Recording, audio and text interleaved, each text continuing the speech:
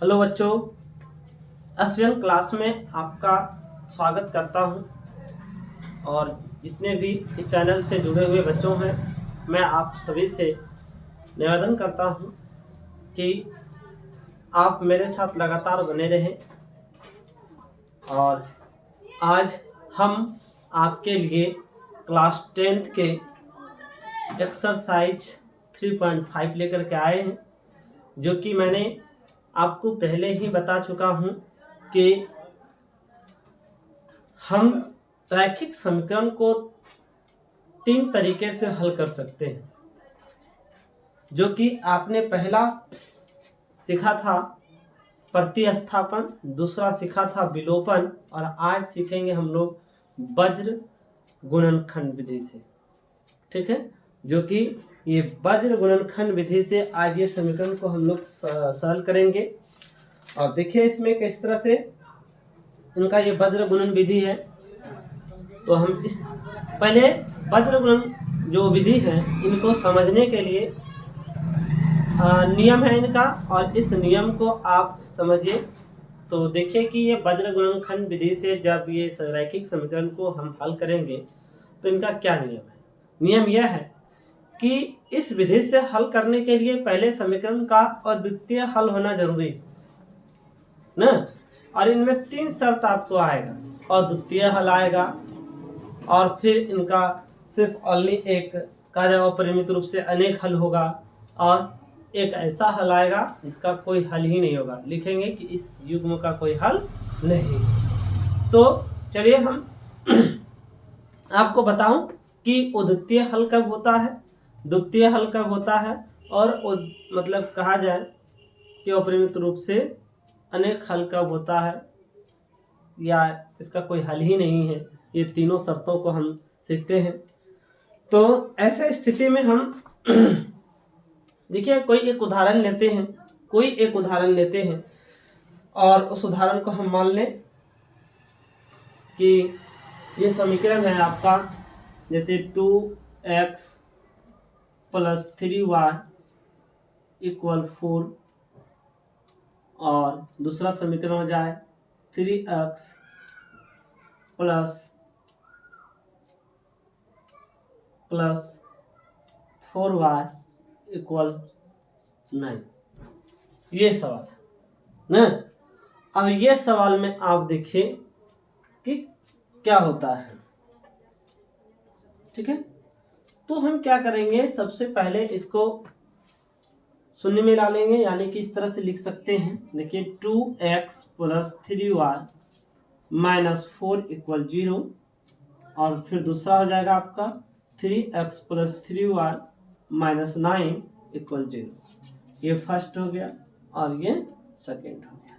ये first second में क्या करेंगे हम कि इसमें से सभी को a b c का मान लिख लेंगे, और इसमें से 2 समीकरण है तब तो a1 हो जाएगा, a2 भी हो जाएगा, b1 हो जाएगा, b2 भी हो जाएगा। इस तरह से 2a होगा, 2b होगा, 2c होगा। तो हम इस तरह से मानते हैं इसको, यानी कि a1 का मान रख लेते हैं कितना, ओनली 2, और a2 का तो क्या मान हो जाएगा, बोल a2 का मान हो जाएगा 3, b1 का मान क्या हो जाएगा 3, और b2 का मान देख लीजिए क्या है इसमें, यहाँ पर भी ये 3। ठीक है, c1 का मान देख लीजिए, c1 का मान हो जाएगा आपका -4, और c2 का मान हो जाएगा आपका क्या, -9। ठीक, ये सब का हम मान निकाल लिए, a1 का, a2 का, b1 का, b2 का, c1 का और c2 का। ठीक, अब इनको हम बिठा के देखते हैं इस प्रकार से सूत्रों पर, यानी कि a1/a2 = b1/b2 = c1/c2।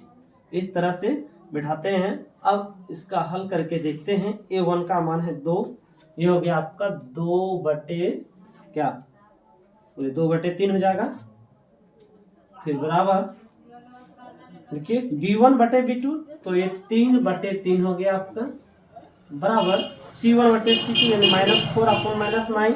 -4/9 इसमें देखिए क्या कोई भी जोड़ा बराबर है, एक दूसरे के बराबर है, ये भी इसके बराबर ये नहीं है, इसके बराबर ये नहीं है, कोई भी जोड़ा बराबर इसका नहीं। तो इसको हम लिख सकते हैं यहाँ पर जब बराबर नहीं है तो लिखेंगे यहाँ पर A1/A2 not equal B1/B2 not equal ना हो जाएगा आपका C1/C2। तो ये दोनों स्थिति इनका कट है, और जब दोनों स्थिति कटा रहे ना, ये दोनों ऐसा स्थिति में आ जाए कि इसके बराबर ये ना इसके बराबर ये नहीं, तो ये अपरिमित रूप से मतलब लिख देंगे इसको सीधा कि जब दोनों स्थिति कटा हुआ तो इसको लिखेंगे इस समीकरण का क्या है, या इस युग्म का क्या है, युग्म का हो जाएगा आपका अद्वितीय हल ना। तो ऐसे स्थिति में लिखेंगे अतः इस युग्म का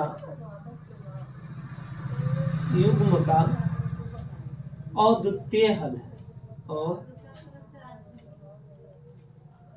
अद्वितीय हल है। देखिए ऐसा स्थिति आया जब दोनों कट गया तब ना। अगर अब दूसरा उदाहरण लेते हैं इनका, ये तो फर्स्ट उदाहरण था आपका, या आप अगर नहीं समझोगे तो अगला सवाल बना ही नहीं पाओगे। इसलिए सबसे पहले सवाल बनाने से पहले हम ये चीजों को समझेंगे ना। अब देखिए कि इसका इस के बाद जो है वह अपरिमित रूप से अनेक हल कब होता है, ठीक है।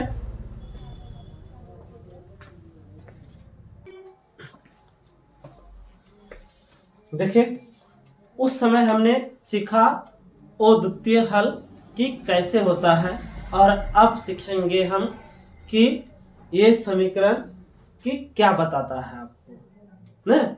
अब देखिए कि अगर आप जानिए कि अगर तीनों का, जैसे फर्स्ट में देखें, अगर तीनों बराबर में आ जाए, यानी A1/A2 equal B1/B2 equal C1/C2, अगर तीनों इक्वल आ जाए, बराबर आ जाए तीनों का मान, तो ऐसे स्थिति में इसका क्या हो जाएगा, अपरिमित रूप से, बोलिए अपरिमित रूप से हो जाएगा अनेक हल। अगर सब बराबर आ जाएगा तब, तो अगर इसमें बराबर आ जाएगा तो ये भी अपरिमित रूप से अनेक हल हो जाएगा इसका, ठीक है। तो इसे हम बनाते हैं, देखिए आप भी, जैसे A1 का मान हो गया इसमें 3, B1 का मान हो गया इसमें 2, और C1 का मान हो गया इसमें -5, ठीक है। अब इसमें A2 का मान देखिए क्या है, A2 का मान हो जाता है 6, B2 का मान हो जाता है 4, और C2 का मान हो जाता है -10 ना। ये स्थिति तो आपको हमेशा लिखना पड़ेगा ताकि आप सूत्र पर बिठा सकते हैं फिर। तो देखिए A1/A2 equal B1/B2 equal C1/C2, ठीक है। अब इन पर इसको सेट करते हैं ना, सेट कर दीजिए। देखिए हो जाएगा आपका 3/6 बराबर 2/4 बराबर -5/-10। कटिए 3 × 3 = 3 दूनी 6, 2 × 2 = 2 दूनी 4, माइनस करिए 5 × 5 = 5 दूनी 10। यहाँ पे आ जाएगा 1/2 बराबर 1/2 बराबर 1/2। ये सारा बराबर है, तो क्या अब हम यहाँ लिख सकते हैं A1/A2 equal B1/B2 equal C1/C2। जब ये सब बराबर हो, मैंने आपको बताया था कि ये अपरिमित रूप से क्या आ जाएगा, इसका अनेक हल हो जाएगा। तो आप लिख देंगे अतः इस युग्म का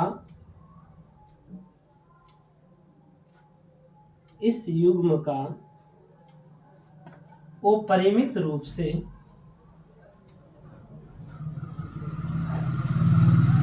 क्या हो जाएगा, अनेक हल हो जाएगा, अनेक हल है, ठीक है। तो अद्वितीय हल सीखा, और इस समीकरण के माध्यम से हमने अपरिमित रूप से अनेक हल सीखा। ये अगर दोनों बराबर रहे तब, और कोई बराबर नहीं रहे तो अद्वितीय हल। अब अगला देखते हैं कि अगर अगले समीकरण में, चले देखते हैं समीकरण बना करके देखते हैं कि क्या आता है। आप भी इनको समझिए। देखिए अब इस समीकरण के माध्यम से हम सीखेंगे कि इसका कोई हल नहीं। देखते हैं कि मतलब किस प्रकार का स्थिति आता है जो कि इसका कोई हल नहीं होता है। ठीक है, तो अगर इसमें एक बराबर है और एक बराबर नहीं हो तो ऐसे स्थिति में इस समीकरण का कोई हल नहीं होगा। ठीक है, तो अब इनको भी उसी तरह से मान के देखते हैं। यानी इसमें A1 का मान हो जाएगा आपका 5, ठीक, और B1 का मान हो जाएगा आपका 6 और C1 का मान हो जाएगा आपका -4। फिर दूसरा स्थिति देखिए, A2 का मान हो जाएगा आपका कितना 10, B2 का मान हो जाएगा 12 और C2 का मान हो जाएगा -9। दोनों स्थितियों को मैंने यहाँ पे उतारा और इसी सूत्र पर हम इसको बैठाते हैं। आप देखिए A1 अपन हो जाएगा A2 इक्वल B1 हो जाएगा आपका B2 इक्वल हो जाएगा C1 अपॉन C2। स्थिति को सेट कीजिए, 5/10 बराबर 6/12 और बराबर है -4/-9। ऐसी स्थिति देखिए, 5 1 का 5 हो गया, 5 दूनी 10, 6 का 6, 6 दूनी 12 हो गया और यहाँ पर माइनस माइनस कट गया और स्थिति आ जाता 1/2 इक्वल 1/2 इक्वल, यानी नॉट इक्वल है यहाँ पर ना, ये हो जाएगा 4/9। ये दोनों बराबर और ये बराबर नहीं है, एक बराबर नहीं है, ये दोनों इसके बराबर ये है लेकिन इसके बराबर ये नहीं। ऐसे स्थिति में आप लिखोगे यहाँ पर ना A1/A2 बराबर B1/B2 नॉट इक्वल C1/C2। ऐसे स्थिति में इस युग्म का क्या हो जाएगा, युग्म का कोई हल नहीं होगा, कोई हल नहीं। ठीक है, हम इसे सीखा। अब देखिए कि आप चैप्टर में आपको लेके चलते हैं और इसका एक सूत्र भी रह गया है, हम इस सूत्र को भी बोर्ड पर लिखते हैं। ये सूत्र भी अगर इनके बाद सूत्र का ही वारी है और ये अगर सूत्र हम जान जाते हैं तभी हम x और y का मान ये वज्र गुणनखंड विधि से बना सकते हैं ना। और ये सारे समीकरण जो हैं वज्र गुणनखंड विधि है। देखिए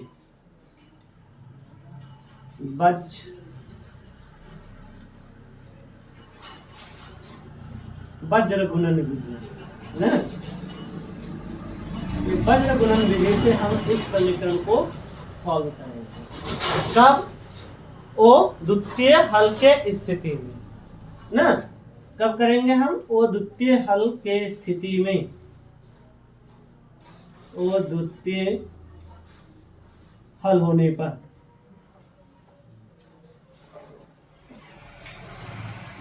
यह अद्वितीय हल होने की स्थिति में ये समीकरण को हम बना सकते हैं। बाकी अद्वितीय हल के अलावा अगर कोई समीकरण आता है तो उसे हम नहीं बना पाएंगे। ठीक है, तो देखिए फिर इसका सूत्र क्या होता है।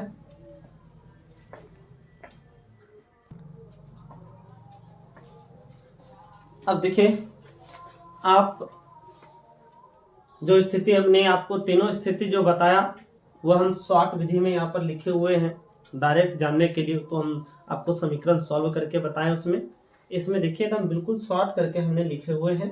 और साथ ही साथ हम वज्र गुणन जो विधि से जो बनाएंगे अगले समीकरण को, ठीक है, वह वो द्वितीय हल की स्थिति में बनाएंगे। ठीक है, बाकी ये दोनों की स्थिति में कहेगा तो सोचा जाएगा, लेकिन कहा है उसमें अद्वितीय हल से, इसीलिए मैंने आपको यहाँ पर टिक कर दिया ना। ये अद्वितीय हल की स्थिति में इसे सरल करेंगे। बाकी आपने देखा कि दोनों कट है तो अद्वितीय हल हो जाएगा, दोनों बराबर हो तो अनेक हल हो जाएगा, और दोनों में से कोई एक बराबर और एक कटा हो तो ऐसी स्थिति में इसका कोई हल नहीं होगा। साथ ही साथ चलिए मैंने आपको वज्र गुणन विधि का जो सूत्र की बात किए थे, इनका सूत्र देखिए मैंने लिखा हुआ है बोर्ड पर। ये सूत्र होगा आपका x अपॉन यानी x के बटे में हो जाएगा आपका b1 c2 minus b2 c1 बराबर हो जाएगा आपका फिर y बटे में ना, तो c1 a2 और माइनस c2 a1 और बराबर हो जाएगा आपका फिर 1 upon a1 b2 minus a का 2 हो जाएगा यानी a2 और फिर b1। तो ये सूत्र है। ठीक है, इनके माध्यम से अब हम हल करेंगे अगले आपके चैप्टर की सवाल को। इन्हें हम अंडरलाइन कर दिए हैं, जिसे याद रखना जरूरी है।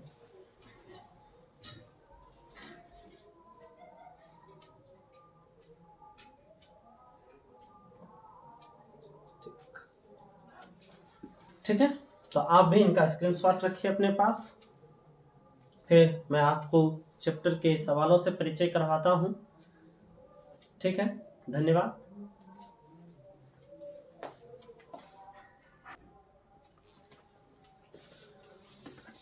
देखिए, अब आपका हम चैप्टर शुरू कर रहे हैं और चैप्टर में देखिए आपका एक्सरसाइज है 3.5, जो कि पहला नंबर का यानी एक नंबर सवाल जो हम सॉल्व करेंगे।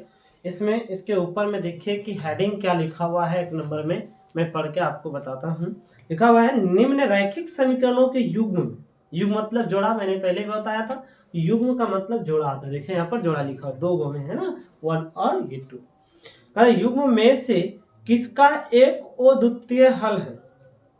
कहता है किसमें से बहुत सारे, निम्न मतलब नीचे बहुत सारा सवाल लिखा हुआ है, जिसमें कि हमने आपके बोर्ड पर सिर्फ एक ही सवाल लिखा है। ठीक है, आप अपने बुक में देख लोगे। कहता है कि इसका किसका एक अद्वितीय हल है, फिर है आपका किसका कोई हल नहीं है, या किसके अपरिमित रूप से अनेक हल है। आपको इसमें तीनों स्थिति पूछा है कि किन समीकरण का अद्वितीय हल है, इनका अनेक हल है और किनका कोई हल नहीं है। ठीक है, आगे अद्वितीय हल की स्थिति में इसे वज्र गुणन विधि से ज्ञात कीजिए। इसमें आपको मैंने बताया था कि इसमें क्या कहा, अद्वितीय हल की स्थिति में वज्र गुणनखंड विधि से आपको इन्हें बढ़ाना है। तो यह आपका पहला नंबर सवाल बोर्ड पर है, जो कि इन्हीं माध्यम से हम लोग बनाएंगे। ठीक है, तो चलिए अब आप यह देखिए कि ये जो पहला नंबर सवाल है, ठीक है, तो ये जो आपका पहला नंबर सवाल, ये तो बोर्ड पर लिखा हुआ है। इन्हें हम भी इसी प्रक्रिया से ए, बी और सी का मान रखेंगे। तो इसे अब हम A1, A2, B1, B2, C1, C2 तीनों का मान हम लिखते हैं बोर्ड पर, और उसी प्रक्रिया से इनको देखते हैं कि इनमें से तीनों स्थिति में से कौन सा स्थिति इनका आता है। अगर ये अद्वितीय हल आता है तो इनका आगे प्रोसेस होगा, अन्यथा वहीं पर स्टॉप हो जाएगा। ठीक है, तो ये आपका स्क्रीन पर पहला सवाल लिखा हुआ है। इनको हम करके देखते हैं सरल करके। अब ये समीकरण फर्स्ट में और सेकेंड में देखना है ना। तो ये A1 का मान आपका इसके अक्ष के आगे कुछ नहीं तो 1 छिपा हुआ, लिख दे 1। ठीक है, और ये B1 का मान देखिए इनके बाद 3 हुआ है, तो यहाँ पर माइनस है तो ये -3 हो जाएगा, और C1 का मान आपका हो जाएगा -3। ये दोनों स्थिति में मैंने लिखा। अब इस पे A2 का मान लिखेंगे। A2 में है 3 दे दिए। B2 में देखिए क्या है, -9 है, -9 दे दिए, और फिर C2 में देखिए क्या है, -2 दे दिए। यह स्थिति को मैंने स्क्रीन पर लिखा। आप उसी प्रक्रिया से जो आपका समीकरण निकालने के लिए जो सूत्र है आपका 1/A2 equal B1/B2 equal C1/C2, ऐसा स्थिति को मैंने बोर्ड पर दर्शाया। अब आप सारे का मान इसमें पुट कीजिए। जैसे ही पुट करते हैं तो आपको पता चल जाएगा कि ये इस समीकरण का स्थिति क्या है। तो देखिए यहाँ पर 1/3 इक्वल -3/-9 इक्वल -3/-2। ऐसे स्थिति में माइनस माइनस माइनस माइनस तो कटते जा रहा है ना। अब आप देखिए ये तो ठीक है 1/3 ही है, और ये 3/9 है तो ये तो कट जाएगा ना, और ये नहीं कट रहा। इसका मतलब है कि हम यहाँ पर आगे लिख सकते हैं 1/3 इक्वल 1/3 इक्वल तो नहीं हो सकता, क्योंकि ये 3/2 है तो ये इक्वल नहीं हो सकता। तो इसके लिए आप क्या करोगे, तो यहाँ पर नॉट इक्वल की जो सिंबल होती है, चिन्ह होती है, वो लगा दीजिए। तो एक बराबर है और एक बराबर नहीं। तो आप इसके आगे क्या लिखोगे कि A1/A2 equal B1 upon B2 ना, नोट इक्वल जो है ये C1 अपॉन C2 हुआ। तो इसमें से एक स्थिति बराबर है और दूसरा स्थिति बराबर नहीं। तो ऐसे स्थिति में मैंने आपको पहले बताया था कि एक बराबर हो और एक बराबर ना हो, तो ऐसे स्थिति का इस समीकरण का जो युग्म होगा वह क्या हो जाएगा बताइए, इसका कोई हल नहीं होगा। इसलिए लिखेंगे अतः इस युग्म का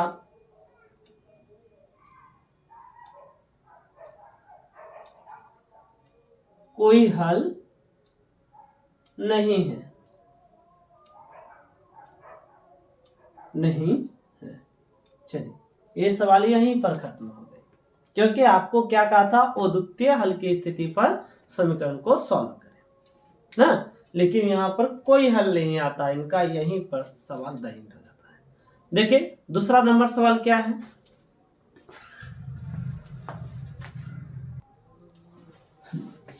देखिए दूसरा नंबर सवाल, दूसरे नंबर सवाल में भी हम लोग उसी प्रक्रिया से पहले जांच करेंगे कि समीकरण की स्थिति क्या है, उनके बाद इसे अगला प्रोसेस में ले जाएंगे। तो दूसरा नंबर सवाल है आपका 2x प्लस वाई इक्वल 5 और दूसरा समीकरण है 3x प्लस 2y इक्वल 8।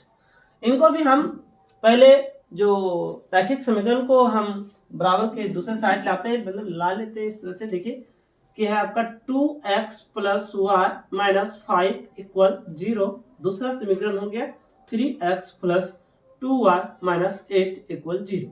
ये दोनों को हमने इस स्थिति में लिखा।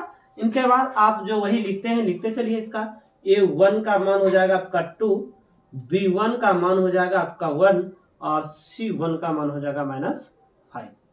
ठीक है, दूसरे स्थिति में देखिए a2 का मान हो जाएगा आपका 3 और b2 का मान हो जाएगा आपका 2 और c2 का मान हो जाएगा आपको माइनस 8।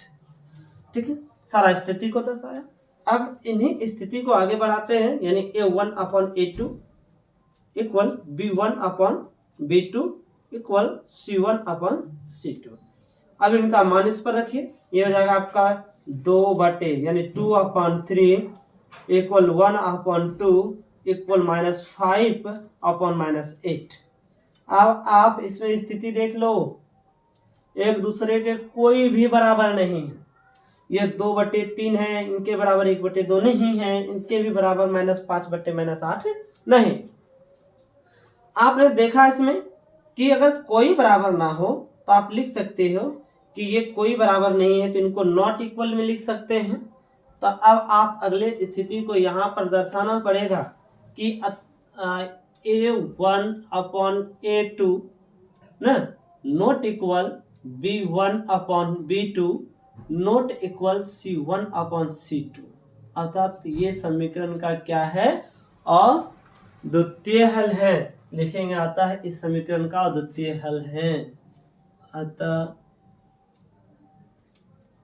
इस युग्म का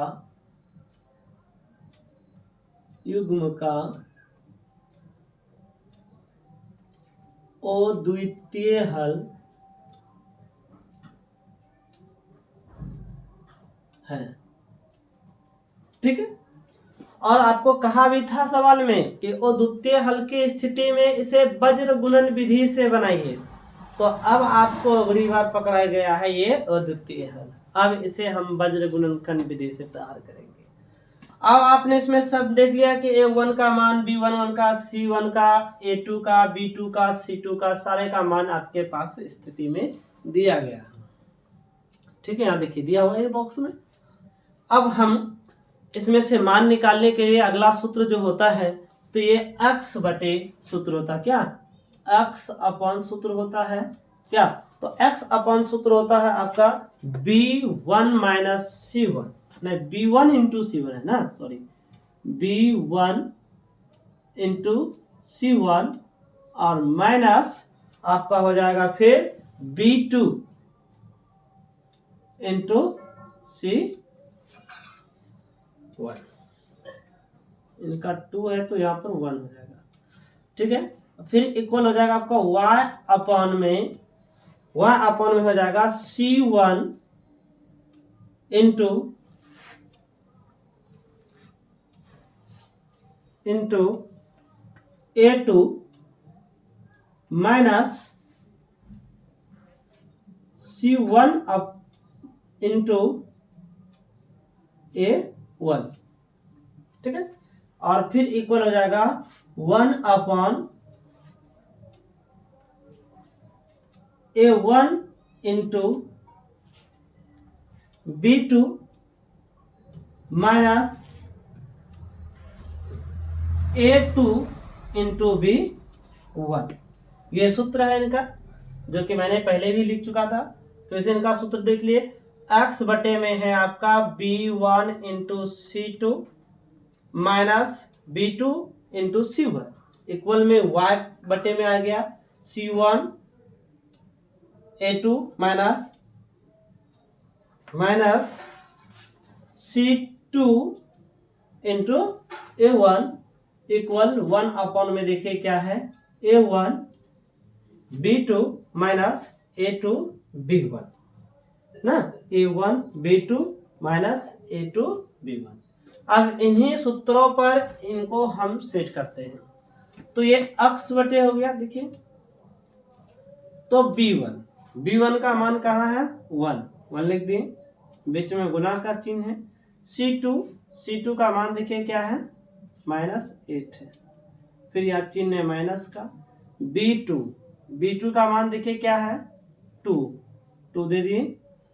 C1 का मान देखिए क्या है -5, ठीक। और फिर क्या इक्वल होगा y अपॉन न, तो C1 का मान हो गया -5 गुना A2 का मान हो गया कितना 3 माइनस C2 का मान हो गया -8 गुना A1 और A1 का मान हो गया 2, ठीक है, बराबर 1 बटे, यानी 1 का बटे करना है तो A1 का मान हो गया 2 गुना और B2 का मान हो गया आपका कितना, इसका भी मान है 2, ठीक है, माइनस अब हो गया A2 ना, तो A2 का मान हो गया 3 गुना और B1 का मान हो गया 1 यहाँ पर नोट करते हैं। अगला प्रोसेस है इसका, अगला स्टेप देख लो क्या है। ये x बटे इसको गुना करके लिखे -8, बीच में माइनस है तो ये माइनस हो जाएगा प्लस आपका 5 दूनी 10 हो गया, बराबर y बटे हो जाएगा -5 3 15 माइनस गुना माइनस प्लस 8 दूनी 16 बराबर हो जाएगा 1 बटे 2 दूनी 4 और -3 1 का 3 है। एक स्थिति और देख लीजिए इसका, ये हो जाएगा आपका क्या x बटे ना, दोनों का हल कर लो, प्लस माइनस माइनस, चिन्ह बड़ा है प्लस का तो ठीक है, प्लस का चिन्ह हो जाएगा। अब यहाँ पर हो जाएगा 2 बराबर यहाँ हो जाएगा y बटे ना, y बटे हो जाएगा आपका कितना, देखिए प्लस माइनस माइनस चिन्ह बड़ा का है तो ये जाएगा 15, 16 में 15 घट गया 1 हो गया, बराबर ये हो जाएगा आपका 1 बटे, ये भी 1 हो जाएगा। ऐसा स्थिति में अब आप क्या करोगे, यहाँ पर लिखोगे ये फर्स्ट वाले को ये लास्ट वाला से, ये फिर सेकंड वाला को भी लास्ट वाला से हल करके बनाएंगे। यानी कि इस तरह से कॉलम लिखेंगे x बटे 2 बराबर 1 बटे 1 और फिर है आपका y बटे 1 और बराबर 1 बटे 1। ऐसे स्थिति को आगे करिए हल, तो देखिए यहाँ पर हो जाएगा आपका इनका गुना इससे, इनका गुना इनसे करेंगे तो x गुना 1 करेंगे तो x हो गया, बराबर 2 गुना 1 करेंगे तो 2 ही रह गया, तो x का मान 2 हो गया। अब यहाँ पर देखिए y गुना 1 तो y हो गया, 1 गुना 1 करेंगे तो 1 हो गया। तो x और y का मान आपको निकालना था, तो x का मान हो गया ये और y का मान थोड़ा सा लिख सकते हैं आप यहाँ पर, तो x बराबर हो गया आपका 2 और y बराबर हो गया आपका 1। ये तो कहा था आपको निकालने के लिए, ये हो गया आपका आंसर। तो आपने फर्स्ट सवाल देखा कि किस प्रकार से हम बनाएंगे ना, तो मैंने आपको एक सवाल पूरा बना करके दिया, ठीक है। तो 1 नंबर भी बनाया, दूसरी नंबर बनाया, पहला नंबर में तो इसका कोई हल ही नहीं था, दूसरे नंबर में आ गया इस युग्म का अद्वितीय हल आ गया। तो अद्वितीय हल की स्थिति में मैंने पूरा सवाल को बनाया। ठीक है, तो मैं इनमें जो शेष सवाल बचा है देख लेते हैं बुक पर कितना शेष सवाल बचा है। इस चैप्टर में से 4 सवाल था जिसमें आपको 2 सवाल मैंने बता दिया। अब 2 सवाल आपको स्वयं बनाना है। ठीक है, और नहीं बनने की स्थिति में आप कमेंट में सवाल करें, मैं वही सवाल भी आपको बता देंगे। और फिर अगले क्लास में बच्चों हम 2 नंबर सवालों पर मिलेंगे, 2 नंबर सवाल लेकर के आएंगे। आज यहीं तक क्लास। धन्यवाद बच्चों।